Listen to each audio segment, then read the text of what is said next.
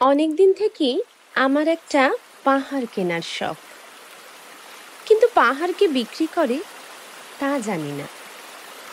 যদি তার দেখা পেতাম, দামের জন্য আটকাতো না।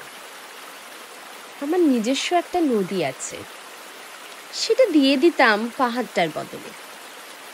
কে না জানে পাহাড়ের চেয়ে নদীর দামই বেশি। পাহাড় স্থানীয়, নদী বহমান, তবু আমি নদীর বদলে পাহাড়টাই কিনতাম, কারণ আমি ঠকতে চাই। নদীটাও অবশ্য কিনেছিলাম একটা দ্বীপের বদলে। ছেলেবেলায় আমার বেশ ছোট্টখাট্ট ছিমছাম একটা দ্বীপ ছিল, সেখানে অসংখ্য প্রজাপতি। শৈশবে দ্বীপটি ছিল আমার বড় প্রিয়। আমার যৌবনে দ্বীপটি আমার কাছে মাপে ছোট লাগলো। প্রবহমান ছিপছিপে তন্নি নদীটি বেশ পছন্দ হলো আমার। বন্ধুরা বলল, ওইটুকু একটা দ্বীপের বিনিময়ে এত বড় একটা নদী পেয়েছিস, খুব জিতেছিস তো মাইরি। তখন জয়ের আনন্দে আমি বিহ্বল হতাম। তখন সত্যিই আমি ভালোবাসতাম নদীটিকে। নদী আমার অনেক প্রশ্নের উত্তর দিত। যেমন, বলো তো আজ সন্ধেবেলা বৃষ্টি হবে কিনা? সে বলতো, আজ এখানে দক্ষিণ গরম হাওয়া, শুধু একটি ছোট্ট দ্বীপে বৃষ্টি। সে কি প্রবল বৃষ্টি, যেন একটা উৎসব।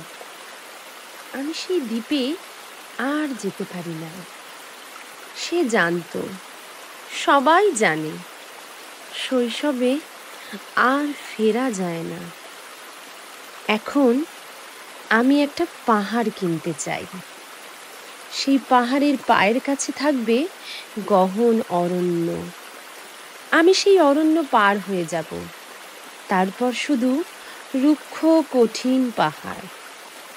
একেবারে চূড়ায় মাথার খুব কাছে আকাশ, নিচে বিপুলা পৃথিবী, চরাচরে তীব্র নির্জনতা।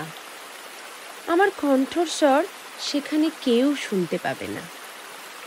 আমি ঈশ্বর মানি না, তিনি আমার মাথার কাছে ঝুঁকে দাঁড়াবেন না।